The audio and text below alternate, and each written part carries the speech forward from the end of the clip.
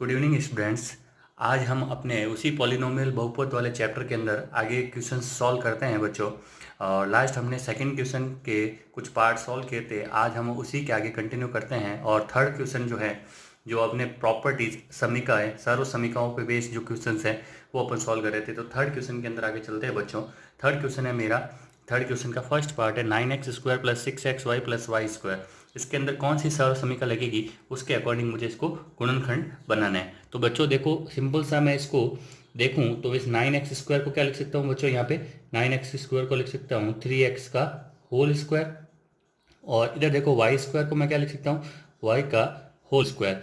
देखो 3x into Y, 3x into Y, तो यहाँ पे देखो 3x इंटू वाई तो है, लेकिन 3 जो है 6 के अंदर छुपा हुआ है। तो मैं इसको ऐसे तोड़ सकता हूँ, 2 इंटू 3x इंटू वाई और ये प्लस y² पड़ा है। तो यानी कि कुल मिला के मेरे पास यहाँ पे जो है एक सर्व समीकरण बन रही है। कौन सी सर्व समीकरण बन रही है बच्चों, यहाँ पे सर्व समीकरण बन रही है a का square plus 2 into A into B plus B का स्क्वायर, जो कि क्या होता है बच्चों, a प्लस बी का होल स्क्वायर, यानी कि 3x प्लस वाई का होल स्क्वायर। ये हो जाएगा इसका आंसर। यानी कि इसको अपन ऐसे भी लिख सकते हैं 3x plus Y into 3x plus Y. ये हो जाएंगे बच्चों इसके गुणनखंड। नेक्स्ट देखो बच्चों, इसके अंदर फिर से वही, इसको मैं पहले कैसे लिख सकता हूँ, इसको लिख सकता हूँ 2y का होल स्क्वायर माइनस, अब देखो ये 1 है, तो यानी कि b का मान क्या होने वाला बच्चों, b का मान क्या होगा मेरे पास, b का मान होगा 1, यानी कि 1 का स्क्वायर। अब देखो बच्चों नेक्स्ट, यहाँ पे b का मान हो जाएगा 1 का स्क्वायर। अब यहाँ पे इस 4 को मैंने तोड़ा 2 इंटू 2 में, तो 2 इंटू 2 वाई और इंटू में क्या आ जाएगा बच्चों 1, b का मान क्या था 1। तो देखो सर्व समीकरण बन गई a square minus 2 into A into B और लास्ट में b का स्क्वायर। तो यहाँ पे कौन सा फॉर्मूला लग जाएगा बच्चों, 2y माइनस 1 का होल स्क्वायर। ये सर्व समीकरण a माइनस बी का होल स्क्वायर वाली सर्व समीकरण, यानी कि x माइनस वाई स्क्वायर वाली होल सर्व समीकरण यहाँ पे लग रही है। यहाँ पे देखो बच्चों a square minus B square, यानी कि x square minus Y square, तो वो क्या होता है बच्चों, x माइनस वाई और x प्लस वाई। ये हो जाएगा बच्चों इसका आंसर सीधा सा। तो उम्मीद करता हूँ बच्चों ये थर्ड क्वेश्चन के 3 पार्ट मैंने आपको सॉल्व कराया, ये आपको समझ में आए होंगे। अब देखो बच्चों नेक्स्ट अपन फोर्थ क्वेश्चन पे चलते हैं। फोर्थ क्वेश्चन के अंदर मुझे इसका प्रसार करना है। तो देखो बच्चों x plus Y plus Z का होल स्क्वायर, वो क्या था बच्चों, x का स्क्वायर। तो सबसे पहले मैं क्या करूँगा, x का स्क्वायर प्लस y का स्क्वायर, तो y में मेरे पास क्या है बच्चों 2y है, तो 2y का स्क्वायर क्या आएगा बच्चों 4y स्क्वायर, 2y का होल स्क्वायर क्या आएगा 4y स्क्वायर प्लस z का स्क्वायर, तो z का स्क्वायर में बच्चों 4z का स्क्वायर, 4 का हो जाएगा 16, z का हो जाएगा z square, X square plus Y square plus Z square. फिर उसके बाद प्लस 2xy, यानी कि बच्चों देखो 2 इंटू एक्स, तो हो गया 2x इंटू 2y, तो 2 इंटू 2 4xy। ये आ गया बच्चों। नेक्स्ट देखो प्लस, उसके बाद क्या होता है बच्चों 2x xy, उसके बाद 2yz।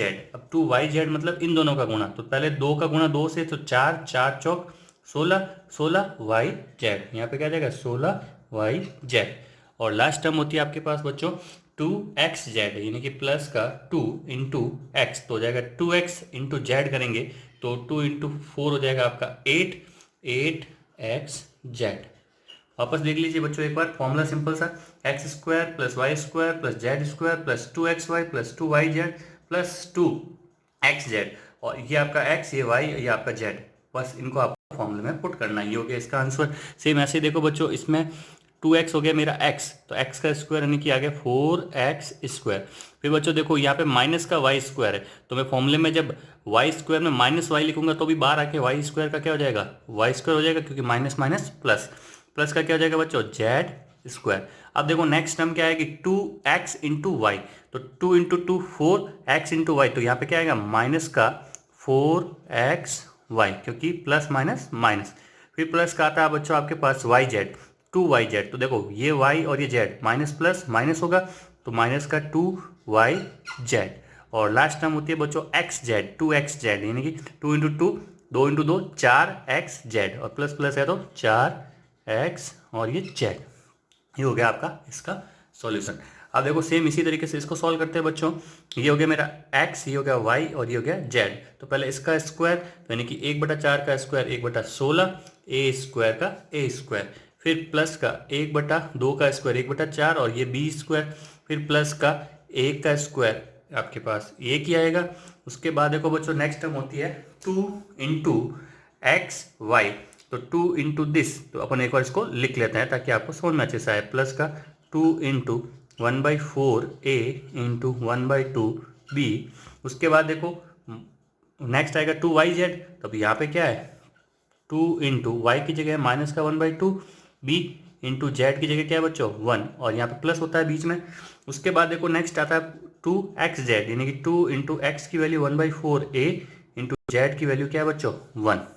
अब देखो यहाँ पे ये 2 से ये 2 कट जाएगा और यहाँ पे ये 2 से ये 2 कट जाएगा। तो अल्टीमेटली मेरे पास आंसर क्या आ जाएगा 1/16 ए स्क्वायर। उसके बाद नेक्स्ट प्लस 1/4 ए स्क्वायर। उसके बाद में नेक्स्ट मेरे पास आ जाएगा बच्चों 1 का स्क्वायर, तो बच्चों क्या आएगा 1 ही आएगा। तो यहाँ पर आ जाएगा प्लस का 1 और यहाँ पे देखो बच्चों मेरे पास क्या बन जाएगा, यहाँ पे ऊपर तो a into B A B हो जाएगा, नीचे क्या आएगा बच्चों 4, तो आ जाएगा प्लस का ए बी। सॉरी यहाँ पे एक्चुअली में ये माइनस की टर्म थी तो ये माइनस रहेगा, माइनस रहेगा तो प्लस माइनस क्या आ जाएगा बच्चों माइनस, माइनस का ए बी बट्टा 4, माइनस का ए बी बट्टा 4। और उसके बाद नेक्स्ट टर्म आ जाएगा बच्चों मेरे पास, अगर इन दोनों का गुणा होगा तो माइनस प्लस फिर से क्या आएगा माइनस, माइनस का b।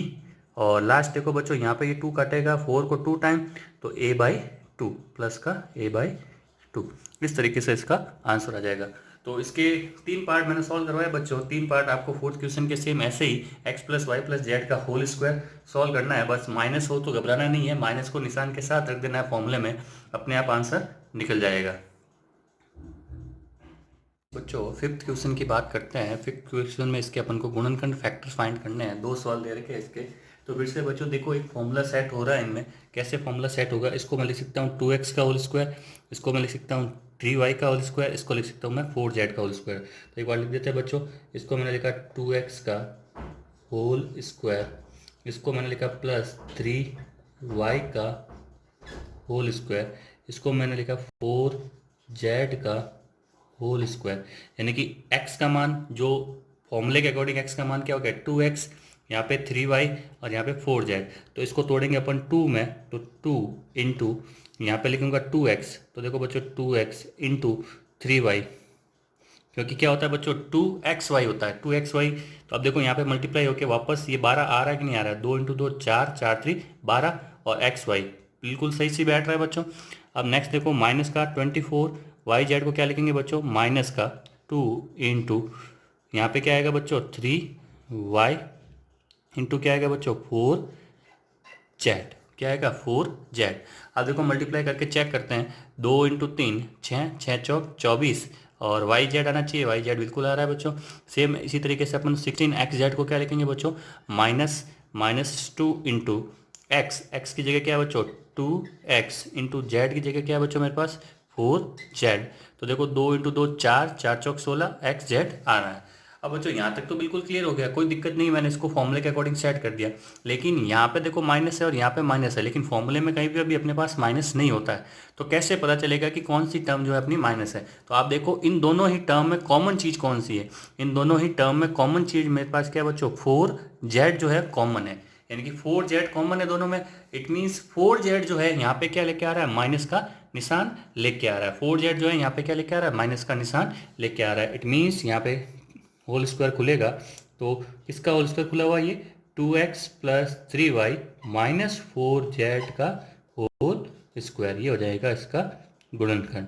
ठीक है बच्चों, आपको बस ये देख लेना है कि जहाँ माइनस आ रहा है तो उन दोनों टर्म में उन दोनों पदों में कॉमन चीज़ कौन सी है, वो कॉमन चीज़ आपकी क्या होगी माइनस की होगी। नेक्स्ट देखो बच्चों ऐसे ही इसको तो अपन क्या लिख सकते हैं 2x को √2x का होल स्क्वायर, ये हो जाएगा आपका y का स्क्वायर एज इट इज। यहाँ पे 8 को क्या लिख सकते हैं बच्चों 2√2 z का होल स्क्वायर। कैसे √2 का स्क्वायर बच्चों हो जाएगा आपका 2 इंटू 2 सॉरी √2 हाँ, और 2 का स्क्वायर हो जाएगा 4, 4 दूनी 8 वापस आ रहा है माइनस, इसको तोड़ेंगे 2 इंटू ये आपका हो गया √2 इंटू x एक्स का मान इंटू वाई की जगह क्या है बच्चों, सिंपल सा वाई है, ठीक है, प्लस इसको तोड़ेंगे 2 into 4 है तो 4 को 2 में तोड़ दिया, इंटू वाई, वाई की वैल्यू तो क्या बच्चों वाई है, और जेड की वैल्यू क्या थी 2√2 जेड, और लास्ट में क्या है 8, तो माइनस का एक्स जेड मतलब एक्स की जगह तो क्या आएगा बच्चों, पहले तो 8 को लिखेंगे 2 into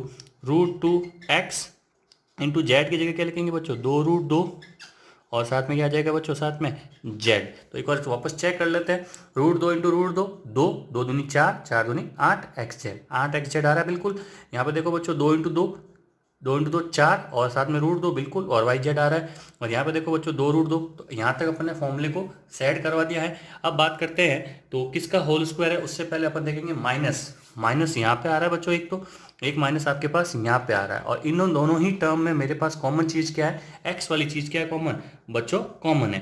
तो इट मीन्स ये किसका होल स्क्वायर हो जाएगा, ये मेरे पास माइनस का √2 X plus Y plus 2√2 Z का होल स्क्वायर होगा। माइनस किसकी वजह से आ रहा है बच्चों, ये एक्स वाली टर्म जो है दोनों में कॉमन है, ये माइनस लेके आ रही है, तो इस तरीके से इसका सॉल्यूशन हो जाएगा, ये इसके गुणनखंड हो जाएंगे। अब बच्चों देखो नेक्स्ट सिक्स में इसको आपको ओपन करना है, सिंपल सा फॉर्मूला लगाना है। ये क्या है, एक्स माइनस वाई का होल क्यूब, जो कि होता है एक्स क्यूब यानी मतलब इस 2a का, ये क्या है एक्स और ये क्या है वाई, एक्स क्यूब मतलब 2a का क्यूब, तो 2a का क्यूब करेंगे 2 का क्यूब 8, और a का क्यूब a क्यूब, ठीक है, माइनस वाई का क्यूब यानी कि y की घात 3, तो इसकी घात 3 करेंगे तो क्या आएगा 27b की घात 3, 3 का क्यूब 3 माइनस 3 इंटू एक्स का मान कितना बच्चों 2 है, इंटू वाई का मान कितना 3 भी, ये मैं कहाँ से लिख रहा हूँ बच्चों फॉर्मूले के अकॉर्डिंग, ठीक है, जो फॉर्मूले मैंने आपको पिछली क्लास में बताए थे। लास्ट में क्या आएगा बच्चों, इसके मल्टीप्लाई में एक्स माइनस वाई यानी कि 2a माइनस 3b। अब देखो यहाँ पे मल्टीप्लाई होने के बाद क्या आ जाएगा result, 8a cube minus 27b cube minus 3 into 2 कितना हो जाएगा 6 इंटू 3 कितना हो जाएगा बच्चों 18 ए बी, साथ में 2a माइनस 3b, ये हो जाएगा इसका आंसर। नेक्स्ट देखो ऐसे ही बच्चों, इस बार क्या है प्लस का क्यूब है, a प्लस बी का होल क्यूब है, यानी कि x प्लस वाई का होल क्यूब है, तो फिर से फॉर्मूला वही रहेगा, उसी के अकॉर्डिंग बस प्लस की जगह सॉरी माइनस की जगह प्लस हो जाएंगे सारे निशान, तो इसका होल क्यूब। तो देखो बच्चों सिंपल सा 3 का होल क्यूब तो होता है 27, 2 का क्यूब होता है 8, बट्टे में क्या आ जाएगा 8, और यहाँ पर आ जाएगा एक्स का क्यूब प्लस वाई का क्यूब यानी कि 1 का क्यूब क्या होगा बच्चों 1, प्लस उसके बाद क्या होगा 3 इंटू एक्स की जगह क्या आ जाएगा बच्चों 3/2 एक्स इंटू वाई की जगह क्या आएगा 1 इंटू एक्स माइनस वाई यानी कि X plus Y 3/2 X plus 1, ये हो गया बच्चों।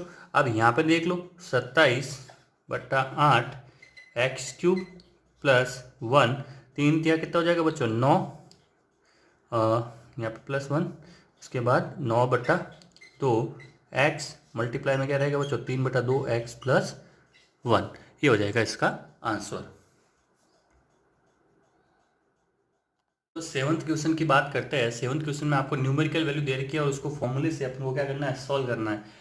तो फॉर्मूले से सॉल्व करना है 99 का क्यूब। तो 99 को बच्चों अपन पहले सिंपल सा अगर देखें तो मैं इसको क्या लिख सकता हूँ 100 माइनस 1 का होल क्यूब। तो इट मीन्स ये क्या हो गया x माइनस वाई का होल क्यूब, जो कि होता है x का क्यूब यानी कि 100 का क्यूब करेंगे बच्चों पहले 100 का क्यूब। तो ये मैंने कर दिया 100 का क्यूब। उसके बाद माइनस वाई का क्यूब मतलब 1 का क्यूब माइनस 3 इंटू एक्स। तो एक्स की जगह क्या आ जाएगा बच्चों 100 इंटू वाई की जगह क्या आ गया 1 मल्टीप्लाई में x माइनस वाई यानी कि 100 माइनस 1। तो 100 का क्यूब करेंगे बच्चों तो क्या आएगा, तो पीछे कितने जीरो आ जाएंगे देखो 100 इंटू 100 इंटू 100 यानी कि पीछे 6 जीरो आ जाएंगे आपके पास, ये हो गया। उसके बाद -1 का क्यूब तो 1 होगा, -3 इंटू 100 ये हो गया 300 इंटू बच्चों ये क्या आ गया आपके पास 99। इसको अपन आगे सॉल्व करेंगे बच्चों तो देखो ये आपके पास पड़ा है आगे वाला नंबर तो -1। अब यहाँ पे इसका मल्टीप्लाई करेंगे बच्चों तो माइनस का माइनस रहेगा और ये 2 जीरो तो पीछे आएंगे ही बच्चों, सिंपल सा है। और ये 3 का गुणा 9 से होगा, 9 या 27, 27 का 7 हासिल के कितनी जाएगी बच्चों 2, और फिर से 27 और 2 कितना हो जाएगा 29। और ये देखो बच्चों यहाँ पे आपके पास हो जाएगा ये वाली टर्म तो एज इट इज़, ये माइनस वाला इसमें ऐड हो जाएगा तो हो जाएगा माइनस का 29,701, और इन दोनों को अगर आप माइनस करोगे तो आपका क्या आ जाएगा, आंसर आ जाएगा। इसी तरीके से बच्चों 102 की घात 3 है, तो इसको मैं क्या लिखूंगा, पहले 100 प्लस 2 का होल क्यूब। अब ये क्या हो जाएगा, x प्लस वाई का होल क्यूब। तो फिर से वही देखो बच्चों, x का क्यूब, तो मैं इसको डायरेक्ट कर रहा हूँ इस बार, x का क्यूब प्लस y का क्यूब, y का क्यूब 2 का क्यूब कितना होगा बच्चों 8, प्लस 3 इंटू एक्स, एक्स कितना है बच्चों 100, इंटू वाई, वाई कितना है 2, और लास्ट में क्या आएगा 100 प्लस 2, यानी कि x प्लस वाई।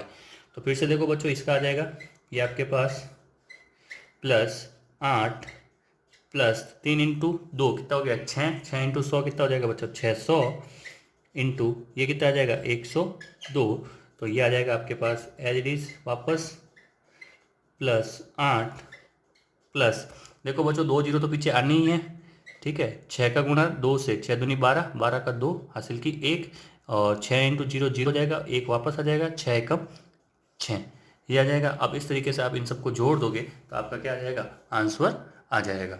इसी तरीके से बच्चों देखो नेक्स्ट 998 का क्यूब है, तो इसको मैं क्या लिख सकता हूँ, देखो बच्चों 1000 माइनस 2 का होल क्यूब।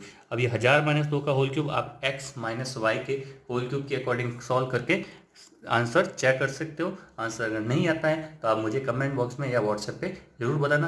उम्मीद करता हूँ बच्चों ये वाला पार्ट आप आगे सॉल्व कर लेंगे। अच्छा, नेक्स्ट बच्चों अपना 8th क्वेश्चन है। 8th क्वेश्चन का जो फर्स्ट पार्ट है, इसमें फिर से वही आपको गुणनखंड ज्ञात करना है। अब देखने में आपको ये समझ में नहीं आ रहा होगा कि बच्चों ये कौन सी इक्वेशन की फॉर्म बन रही है। तो सिंपल सा अगर बच्चों मैं आपको बताऊं कि जो अपने पास x प्लस वाई का होल क्यूब था, वो अपने पास था X cube plus Y cube plus 3xy into X plus Y, ये वाला फॉर्मूला अपने पास था।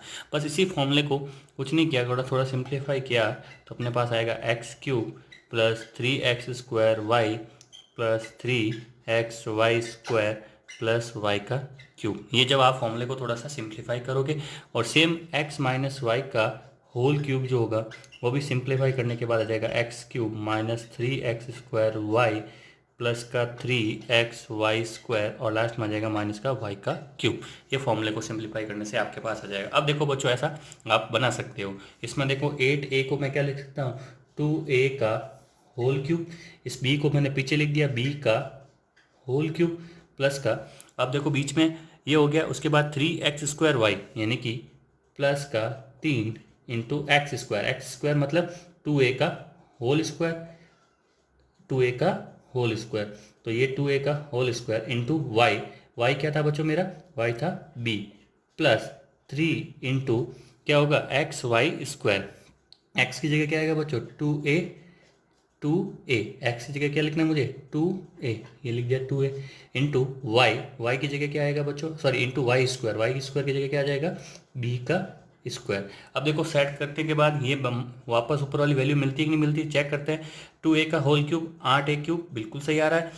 देखो 3 इंटू 2 6, ठीक है, और उसके बाद देखो सॉरी 2 का स्क्वायर है, 2 का स्क्वायर कितना हो जाएगा बच्चों 4, 4 इंटू 3 12, फिर a स्क्वायर b, यानी कि ये वाली टर्म आपको यहाँ पे मिल गई है, ठीक है बच्चों।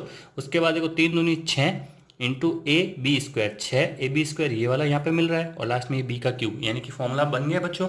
अब ये फॉर्मूला किसका बना, x प्लस वाई का होल क्यूब, जिसमें x की जगह क्या था बच्चों 2a प्लस वाई की जगह क्या था b उसका होल क्यूब, तो ये हो जाएंगे इसके गुणनखंड। आप इसको 2a plus B, 2a plus B और 2a प्लस बी लिख के बता सकते हैं।